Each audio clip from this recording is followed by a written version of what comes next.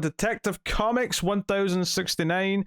Ram V writing with a trio of artists on this issue. We got Dexter Soy, Stefano Raphael, and Miguel Mendonça. So, yeah. I will feel that the art is pretty balanced throughout. Like, it's not that it's done like per story, but it does meld. All the styles kind of meld together pretty well. So it wasn't very distracting for me, despite having 3. Yeah, it's kind of because I was like, I went into this issue not really remembering exactly where we left off last time, and I was like, oh yeah, Ten-Eyed Man, that's right. Two-Face brought Batman to the Ten-Eyed Man, and I will say I was a little underwhelmed by what that turned into being. It was just kind of like a two-page spread where Ten-Eyed Man just kind of cryptically looks with one eye towards different things. So one eye sees the boy crying, one eye sees the demonic bat, one eye sees a man who thinks he's a city. It was like, let's just do some cryptic analysis of Batman through Ten-Eyed Man's lens. Right. But what made that work for me was Harvey being like, dude, you're weird. Get out of here. Like, just having this whole thing, which I feel like under a different writer, we would have had to take his, this mystical, we're dealing with demons and stuff, is we should take Ten-Eyed Man seriously. And then to have Harvey just be like, all right, well, what are you doing, weirdo? Not just that, he threatens to shoot him if he doesn't shut up. Right. So, and then he makes it clear to Batman that Harvey's told him who he is. He calls him Bruce a couple times, and basically says he'll come after everyone he cares about if he tries to not even come after him necessarily, just if he tries to ever separate Two-Face from Harvey. If he ever tries to get rid of the Two-Face persona, he'll retaliate. So don't let my mild negativity of that opening stuff cloud the rest of the issue, because I do actually think the rest of the issue has some great stuff in it. And I love that with Harvey though, because we've gotten so many of the stories of Bruce being like, the good man's still in there, we can get him out. So I do like this as Ram V throwing the gauntlet down to editorial or other writers and being like, look, he knows who Bruce is, and let's stop trying to quote fix Two-Face. Let's just let this run out and play with that idea of Harvey versus Two-Face. Let them coexist, and I like that a lot in the meta sense. So Batman obviously flees. We see later on that the Organs are here. They're tracking Batman down. They know he was here. They know there was a fight. He couldn't be far. All that stuff.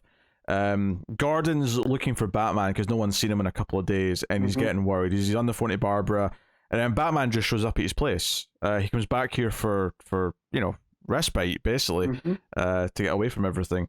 While the Organs are plotting their domination of Gotham, Arzen's getting very testy about it. He's like, we're going to build our army all throughout the city. We're going to replace the buildings with our own structures throughout the city to sort of slowly take it over, basically kind of consume it. And well, and again, this is where I like that issue from the annual, that that there's something about Gotham that they're trying to stamp out, and by building their own buildings and putting their own people there, that's the only way they'll be able to fully get control. And it's kind of this colonial sense, right? Yeah. And just the idea too, these buildings are going up so fast. All I could think of was well, they can't be sturdy. I know the Organs have a lot of money. That's what your mind was going to, the structural integrity of some of these buildings. Yeah, because I don't know, I feel like there's commentary on that of this, these people that come into these neighborhoods and they don't, they just care about turning them around to making them look nice. They don't actually care about changing the neighborhood. They just do it superficially. And that's kind of, I feel like, what the Organs are thinking that they're doing. You may be onto something, but I just kind of read it as comic book speedy uppiness. Well, that probably serves both, right? Yeah. But I feel like with Ram V and what he said in Swamp Thing, it's not too far off. Okay. So, the other thing here though that's interesting is talking about Batman as if he's addicted to the city and that he will come to them. All they have to do is wait because he's addicted to saving the city. He's addicted to being this persona in the city. you know, or even if it talks about Gotham being cut off from her addiction to the weirdos and to Batman. So it's kind of an interesting idea. They're talking about curing the city as if it's actually got a sickness. Like an actual literal sickness. Which which goes back to that annual that this thing has always been going on, and it's been keeping the Orgums away. But now this is their time to strike. You know, and Batman's weak right now. They're the Dark Knight, if you will. So this is their time. Which again, when you look back at the 10-Eyed Man and what he was saying about, you know, the boy crying out and then the man that thinks he's a city, you know, it's all of that stuff that makes Batman Batman, right? And this is like the Orgums trying to break away from that. And I think they'll find out that Gotham doesn't go down easy. Well, I think it's more in depth than that. I think it's tackling this idea that they're viewing these elements as a sickness, and what they're not seeing is that a character like Batman is kind of the strength that's formed out of hardship, right? It's just, you know, something bad happened and it created this thing as a way to survive. As you know, so if you look at it from a city perspective, it's almost like if the city is like a living entity, right, and the people and the buildings and the roads are all like its body, then like Batman's the antibody that was created to fight back against. He's part of that immune system. Yeah, so it's an interesting way of looking at it, I suppose. We cut to Montoya, who's being very conflicted about everything that's going on. She, like, you know, the guy's telling her, hey, like, crime's down, like, things are getting better, but she's like, nah, but there's something not quite right about it. There's something fishy about all this. To the point where she's not trusting that the Orgums are doing something that's good for everyone, that they're building this new, because this other cop brings up that, oh, the building that's been built over Arkham's old grounds is this new shiny building full of glass windows. It's a bright, sunny thing. It's the opposite of Gotham. It's opposite of Gotham, right? Which again, it feels like a, you know, it's like when you get sick, right? It's that lead point. You know, it's the point of entry. It's not right. I also like that Montoya goes to her desk, right? And what do we see in there? We see her question outfit. She's considering doing all. Well, I think this fits back into what we are just saying about Batman being an antibody.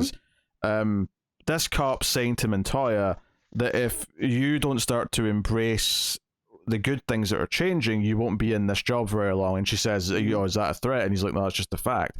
But I think this is this idea of, like, when weirder things come to threaten Gotham, one of the things that Montoya does is become the question. That's something that's now part of her character. So the idea that she even contemplates and just looks, I mean, maybe she'll put it on, maybe she won't. The fact that Ram V's introduced it makes me think she probably will at some point. Yeah. But, you know, the fact that she's even considering that is this idea that, Gotham does have this, like, resistance to these bigger forces. That said, though, favorite part of the issue is after this. It's of course Gordon with Batman, and they're doing this thing where it makes me think of an episode of Mr. Robot. It also makes me think of the end of Paris, Texas. But so Gordon's like sitting with his back against the door. On one side, Batman's in, I assume, the bathroom or whatever, and he's sitting against the door on the other side, and they're just having a conversation. Batman's unmasked, but obviously they're in different rooms, and Gordon's talking about, hey, you know, I patched you up and, you know, I helped you, but, you know, you had a lot of wounds. Like, this must be the closest you've ever been to the edge. This is, you know, how many times have you almost died? How many times have you been on the brink of absolute disaster? And he's like, well, it's not too much for the Batman. You know, I can do it. And he's like, yeah, that's the myth, but what about the man? And so one of the things I love here in the art, before I even get to my favorite moment, is when Gordon's sort of making this little speech about how everything that he's lost in this city, his marriage, his kids, everything, like, what is it taken from you? Like, all these things you've been doing for the city all these years, you must have lost stuff. What has it done to your body? What's it done to your life? And I love that when he says, you know, your soul, or what does it do to a soul? That's where you get the shot of the Barbatos looking demon that's like, it's actually in the background of the whole page, like behind the panels, but the actual key part of the face is in the empty gap of where one of the panels would be, just as he says the word soul. And I thought that was quite interesting, the idea that instead, I mean, obviously you literally, well, depending on how you feel about what a soul is, I suppose, but like, it's not so much that he literally doesn't have a soul, but it's more the idea that, like, there's this kind of, like, unforgiving creature that's there instead, and that's kind of how the Orgums see him. So it'll be interesting to see if this is kind of like a a story about Batman coming to self-realize kind of who he is in his place. That, you know, he's not just a demon, he is a person. Obviously he does do all these things, but there's more to him than just that. Whereas all the Orgrim see is this, you know, I won't say creature, but this you know, entity, this demon, this thing, and they're going around and they're making people their demons, and it's almost like he's this one that they can't control, because Barbados is this this cosmic entity almost, and it's this, and it's not just, I'm not reading it as Barbados, right, as, you know, from Dark Crisis and all this other stuff. I'm reading it that not Dark Crisis, Death Metal, from Death Metal, is like, that is Bruce's, like, the will of Gotham that Bruce believes in, right? Is that he's doing stuff for the betterment of the city. And that's his constant drive. He sees that as a giant bat because he's Batman. Right, exactly. And so, you know, and to other people that's a problem, but to Bruce, that's, you know, that's him. Yes, Father, I'll become the bat. Right? That's him talking to the city, and, you know, all the other stuff 10 Man was talking about at the beginning. And, you know, he's a man of many faces. He's not just Bruce Wayne and Batman, right? Well, here's my favorite part of the whole scene is we get to a page after that soul comment where we're just on Gordon's side of the door or the wall, and he says, Barbara, you need to go talk to Barbara because she knows some stuff, whatever. But then he talks about, you know, I'm just worried, as he's drinking his booze, he's like, I'm worried that, you know, no one's looking out for the man behind the mask. You know, someone should be looking out for you. And he goes, and we get a sort of closer, it was in closer to his face as he says, you hear me, Batman? And what's so beautiful about this is that I think the audience is going to think the same things that Gordon's about to say, which is, oh, he's Batmaned away, because that's what he always does. He always leaves the scene, you know, as Jim's still talking, and it's like a fun little moment, right? And then he says, you're not even there, are you? I'm just, you know, an old man talking to himself. And then you turn the page, and Batman's standing there listening. He just doesn't respond. And then, you know, he quietly puts on his cowl and leaves. I thought that was a beautiful moment. Like, the friendship between Batman and Gordon is always, like, something that's been endearing about Batman as a character. And I think this, like, sort of just quiet, like, moment of him listening to what Gordon's saying, but not responding, and Gordon just thinking, oh, he's disappeared like he always does. I found that actually quite touching. Yeah, well, because it's just that he is there, just like Gordon's always there for him, right?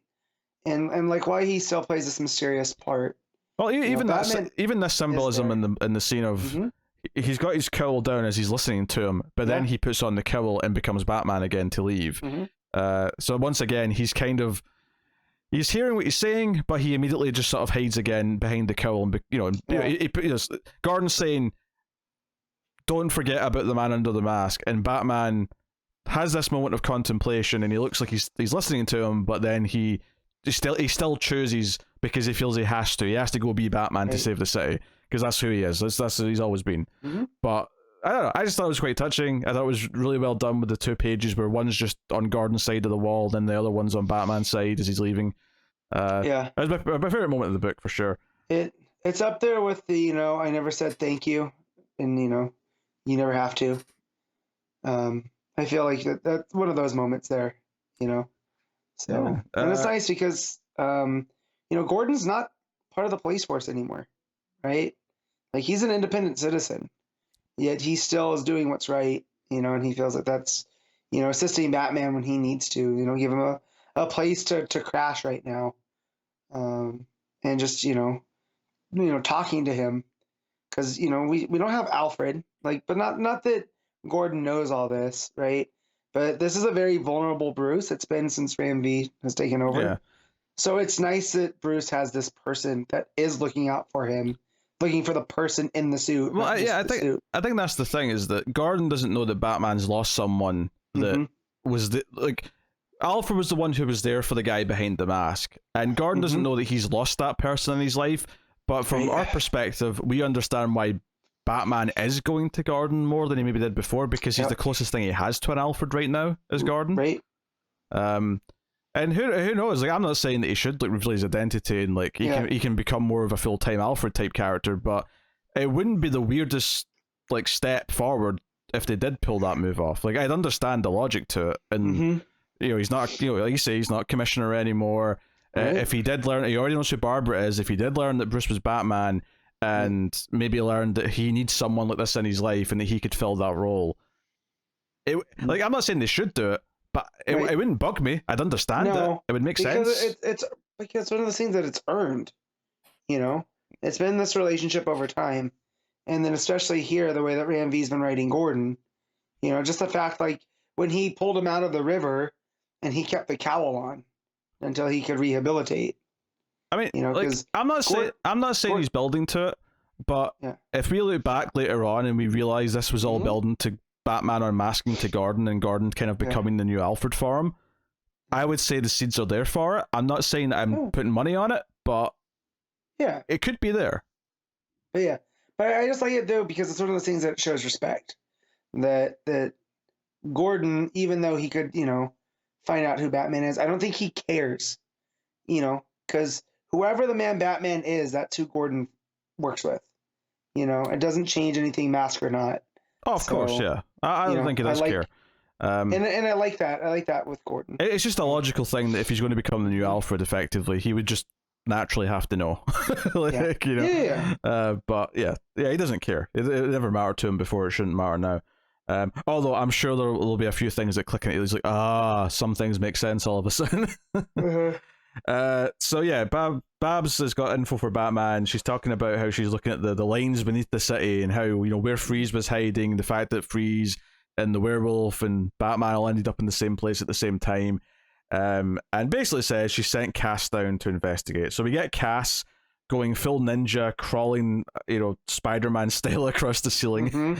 And we see that the Argums are kidnapping the, mostly the poor, the homeless, the delinquents, and notably amongst them we see Shoes. Not surprising, this is a thing writers do. Shoes was a character that Ram V was writing in Catwoman. It makes sense that he's dipping into some of the same characters again. The only other complaint I'll have about the issue, because I love a lot of what's in this. Everything with Batman and Gordon was great. I loved the Montoya scene. I love some of the Two-Face stuff. I like seeing Shoes again. But I will say that the ending did feel quite abrupt, because it cuts down here. We see Shoes running away and making her escape, and then the cliffhanger is just that Grundy's down in the tunnels. She runs into him. Yeah. So, and he's probably going to end up bashing up a bunch of the Argum soldiers, which the Asmers, cool. Yeah. Which I did like that scene early on too. I think it's early on of them kidnapping that one guy. Right, and forcing him to become one of their demons. And I thought that was super creepy. Yeah, that's the same scene where Arzin goes on his speech about going over Gotham, But it's super creepy, and it just, and so to see Shoes and they're rounding up all these people off the streets, and, of course one of Catwoman's strays would be in that roundup, right? So her being introduced into this and adding just, another player to Batman's side. Yeah, that makes sense. I think it's nice, yeah. Also, I wonder how the grand scheme of Gotham is, because, that Grundy's, I don't know exactly when Grundy started, but he's inexorably tied to older Gotham and Slaughter Swamp. So I wonder how much of that's going to play into the Asmers and him. That's a good point. Maybe that's something they'll have to contend with. Yeah. Yeah, well, that's a good point.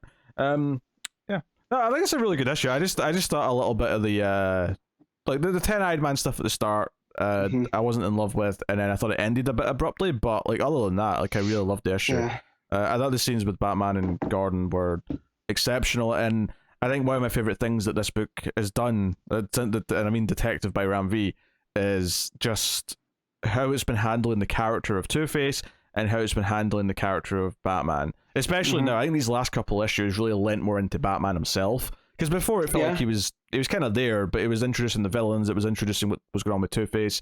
Here it really feels like it's doing some really great character stuff with him. So, yeah. And the fact that, and I think this conversation was just good at highlighting that, there's a lot of interesting things that play beneath the surface here. No pun intended, because they're talking about beneath the city a lot in this, but... Well, yeah, too.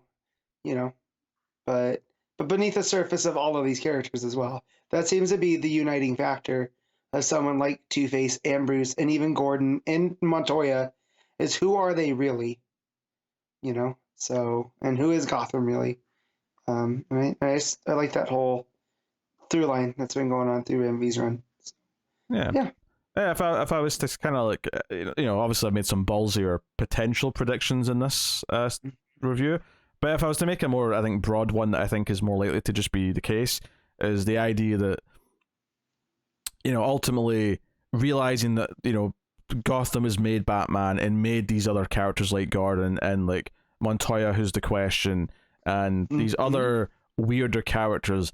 The weirdness of Gotham is kind of going to turn out to be its strength, and ultimately what is able to fight something, this outside force that has this like almost fascist idea of what the perfect Gotham's supposed to be. So, some interesting stuff. The art is mostly good. Obviously it's the first time I think in Ram V's run where it's been more than one artist, so interesting to look at. Obviously it gets away with it a little bit because we have the different segments that kind of split it up. It doesn't feel too disjointed. No, not at all. But yeah. Oh, so what are you giving Detective Comics? I'm gonna give this an 8. Yeah, I think I'm gonna go. There's some stuff in it I really loved, but I had a couple of nitpicks at the start and the end, so I'm going to pull it down to the 8 overall. But really good stuff. Enjoying the run a lot. Yeah, I'll say it's definitely hitting with me more than the Batman book is right now. Yeah. So. Yeah, I'll agree there.